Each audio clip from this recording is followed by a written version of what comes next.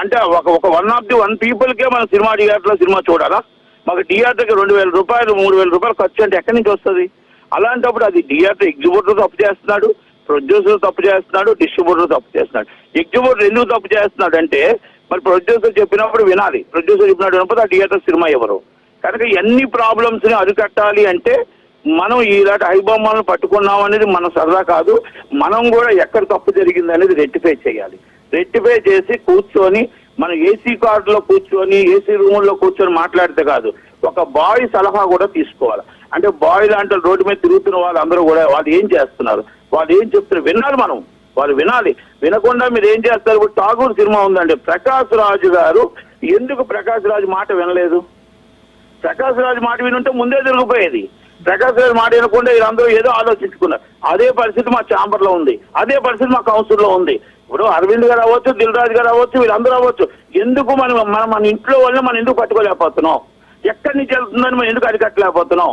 మన ఈగోలు ఎక్కువైపోయి మనలో మనకే గొడవలు, మనలో మనకే పడక ఇలాంటి ఒక ఐబొమ్మ అవ్వచ్చు, లేకపోతే ఇంకోటి అవ్వచ్చు, మూవీ రీల్స్ అవ్వచ్చు వస్తుంది. మరి దీనికి సపోర్ట్ మన ఇండస్ట్రీ నుంచి వెళ్తుందని అనుకోవాల్సిన అవసరం లేదా? మనం సామాన్య ప్రజలను దూరం చేస్తున్నాం సినిమా ఇండస్ట్రీ కానీ అనుకోవాల్సిన అవసరం లేదా? ఒక సామాన్యుల సినిమా మన థియేటర్లో చూపిస్తే మనం ఎందుకు ఇలాంటి దొంగ క్యాసెట్కి అలవాటు పడతారు, దొంగ వీడియోకి అలవాటు పడతారు? ఈ వీడియో ఈ రోజు ఏం కొత్తగా రాలే, మన చిన్నప్పటి నుంచి వీడియో క్యాసెట్ నుంచి వచ్చింది. కానీ ఇదేంటంటే ఇప్పుడు ఒక హెచ్డి క్వాలిటీలో బ్రహ్మాండమైన క్వాలిటీలో 11 o'clock మన సినిమా అయితే 8 o'clock డౌన్లోడ్ చేసుకుంటున్నారు. అంటే ఆ డౌన్లోడ్ చేసుకోవడం ఎంత నష్టపోతున్నాం? అది ఎందుకు చేసుకుంటున్నారు? ఎవరి నుంచి వెళ్తుంది? ఇప్పుడు 1, 2 అంటే ఏదో ఆ డబ్బుగా ఆశపడి చేశారు. కానీ ఇది డైలీ ప్రతి సినిమా వెళ్తుంది అంటే ఇది ఒక ర్యాకెట్. ఆ ర్యాకెట్ని ఆల్రెడీ ఇన్వెస్టిగేషన్ చేశారు పోలీసులు, ఇన్వెస్టిగేషన్ పట్టారు. ఇది నేను 2012 film chamber of commerce meeting అని విజయవాడలో నేను ఇది క్లియర్ గా చెప్పాను. ఏంటి డిజిటల్ గా మనం పెన్ డ్రైవ్ ఇస్తున్నారు, థియేటర్ టు థియేటర్ ట్రాన్స్ఫర్ లో మనకు తప్పు జరుగుతుంది. హార్డ్ డిస్క్ ఇస్తున్నాము, థియేటర్ తప్పు జరుగుతుంది. మనం ఎక్కడో మనం మూవీ థియేటర్కి ఇస్తున్నాము, లేకపోతే సెన్సార్ ఆఫీస్ ఇస్తున్నాము. ఇంత వందల వేల కోట్ల ఆస్తిని మనం తీసుకొచ్చి ఒక సామాన్య వ్యక్తికి ఇచ్చి పంపిస్తున్నాము. ఇవన్నీ ప్రాబ్లం జరుగుతుంది అని మనం ఎన్నోసార్లు చెప్తున్నాం. ఎవరు పట్టించుకుంటున్నారండి? అదే అంటున్నాను, అందుకే అంటున్నాను, మీరు ఏసీలో కూర్చొని మీరు ఆలోచించుకోవడం కాదు, సామాన్య వ్యక్తి మాటలు కూడా వినాలి. మంచి అయితే తీసుకోవాలి, చెడు అయితే వదిలేయాలి. ఇవన్నీ కూడా ఆలోచించుకుంటే ఇండస్ట్రీ బాగుంటుంది. ఇక్కడ నేను మళ్ళా నొక్కు ఒక్కాడిస్తున్నా. ఒక రవిని ఆపుతాం, లేకపోతే ఇంకో మూవీ రీల్స్ని ఆపుతాం. మనం ఎంతమంది ఒకరు వెళ్తే ఒకరు వస్తారు. మన దాంట్లో శాశ్వతంగా మనం ఎక్కడికి వెళ్తుంది? ఈ డిజిటల్ యుగం ఎప్పుడైతే వచ్చిందో అది ఆటోమేటిక్ గా పెరసీ అవటానికి ఈజీగా జోబులో పెట్టుకుని వెళ్ళిపోవచ్చు. ఒకప్పుడు ప్రింట్ ఉండేది, ఆ ప్రింట్ బొంబాయిలో వెళ్ళి అమెరికా వెళ్తే 4 గంటల్లో స్కాన్ చేసి వెళ్ళేది. అంటే అక్కడ మనం పట్టుకున్నాం. అది అమెరికా వెళ్తున్న ప్రింట్ల వల్ల జరుగుతుందని. ఇలాంటివన్నీ అధ్యయనం చేస్తున్నాం, కొన్ని కోట్లు ఖర్చు పెడుతున్నాం. కోట్లు ఖర్చు పెడుతున్నప్పుడు కూడా అరవింద్ గారు తండేర్ అనే సినిమాకి వాళ్ళు పట్టుకొని కంప్లైంట్ ఇస్తేనే కదా సీరియస్ గా తీసుకున్నారు. పోలీసులు కూడా పెద్ద సీరియస్ గా తీసుకోవడం కారణం ఏంటి? ఇవన్నీ ఆలోచించాలండి. ఇవన్నీ ఆలోచించి ఇప్పుడు రవిని ఇప్పుడు పట్టుకున్నాం. 67 ఐటీ యాక్ట్ ఏం చెప్తుంది? ఇప్పుడు ఐటీ యాక్ట్ ఏం చెప్తుంది? చట్టం లా ప్రకారం ఇవన్నీ మనం చూసుకొని ఇప్పుడు ఓకే ఈయనకు రావచ్చు. ఎందుకంటే గ్యామ్లింగ్ యాక్ట్ ఉంది కాబట్టి, గ్యామ్లింగ్ యాక్ట్ లో ఇది జనాల్ని ఇటు గ్యామ్లింగ్ యాక్ట్ మళ్ళీ ఇస్తున్నాడని చెప్పేసి మనం పెడుతున్నాం కాబట్టి ఇది పీడీ యాక్ట్ పెట్టే అవకాశాలు ఎక్కువగా ఉన్నాయి. ఓకే, ఇది కాదండి, ఇండియా మొత్తం ఒకటయ్యి ప్రధానమంత్రి గారి దగ్గరికి వెళ్ళి మన పార్లమెంట్లో అమెండ్మెంట్ చేసుకునేటట్టు కొన్ని వేల కోట్ల నష్టం వస్తుంది. వేల కోట్లు అంటే మనకి ఇంచుమించు ఎకనామిక్ దెబ్బతింటుంది. మనం మొత్తం టోటల్ గా మన ఏదైతే బ్లాక్ మనీ ఇంటి ట్యాక్స్ లేకుండా వెళ్ళిపోతుంది. ఇలాంటివన్నీ మనం పట్టుకొని గట్టిగా మనం సీరియస్ గా చెయ్యాలి అంటే మనం డైరెక్ట్ గా పార్లమెంట్ లో అమెండ్మెంట్ చేయించాలా. యాక్ట్ ని మనం సైబర్ క్రైమ్ యాక్ట్ గట్టిగా చేయించాలి, ఐటీ యాక్ట్ గట్టిగా చేయించాలా, వాళ్ళకి పీడీ యాక్ట్ పరిడేట్ చేయాలా. ఎందుకంటే మనకు ఫైనాన్షియల్ దెబ్బ తింటున్నాం. ఫైనాన్షియల్ దెబ్బ అంటే మన దేశానికే దెబ్బ, మన గవర్నమెంట్కే దెబ్బ. కనుక దాన్ని మనం సీరియస్ గా తీసుకోవాలి. ఇలాంటివన్నీ కూడా మనం చెయ్యాలి అంటే అక్కడ అమితాబ్ బచ్చన్ గారు అవ్వచ్చు, ఇక్కడ చిరంజీవి గారు అవ్వచ్చు, పవన్ కళ్యాణ్ గారు అవ్వచ్చు, అందరూ అవ్వచ్చు. మేబీ వాళ్ళందరూ కలిపి కూర్చుంటే ప్రధానమంత్రిగా చేయరా, జయశంకర్ గారు చేయరా, సమాచార శాఖ మంత్రిగా చేయరా? అంటే ఇక్కడ మన చేతుల్లో ఉన్న పనులు మనం ఎందుకు చేస్తున్నాం? 100 కోట్లు 1000 కోట్ల రూపాయలు ఈ రోజు మొత్తం నష్టపోతుంటే 3000 కోట్లు నష్టపోయామని చెప్తున్నారే. 3000 కోట్లు అంటే మన దేశానికి ఎంత నష్టం, మరి ఎంత ఇబ్బంది అవుతుంది? అందుకే ఇది ఎక్కడికి వెళ్తుంది డబ్బు? ఈ ఫారెన్కి వెళ్తుంది కదా అవాలోని. మరి ఈ డబ్బు వెళ్తున్నాడు, మనం ఎకనామిక్ దెబ్బ తింటుంది కదా, ట్యాక్స్ రూపంలో కాకుండా బ్లాక్ మనీ రూపంలో వెళ్ళిపోతుంది కదా. మనం ఎందుకు సీరియస్ గా తీసుకోవట్లేదు? ఈ రోజు ఎవరికో సినిమా వస్తే ఆ సినిమా రూపంగా ఫైట్ చేస్తున్నాం, వదిలేస్తున్నాం. అవునా కాదండి? అలాగే ఐబొమ్మ వెబ్సైట్ లో ప్రమోట్ చేసింది మెయిన్ గా 1x బెట్. అయితే అదే 1x బెట్ హైదరాబాద్ లో కూడా హైదరాబాద్ మెట్రో కూడా ప్రమోట్ చేసింది. దీన్ని ఎలా చూడాలంటారు? ఏమండి, ఇప్పుడు 1 నైట్ ఇప్పుడు హైదరాబాద్ మెట్రో చేసింది. మెట్రో చేస్తే తప్పే. మెట్రో చేస్తే మెట్రో చట్టం ప్రకారం యాక్ట్ తీసుకోవాలా.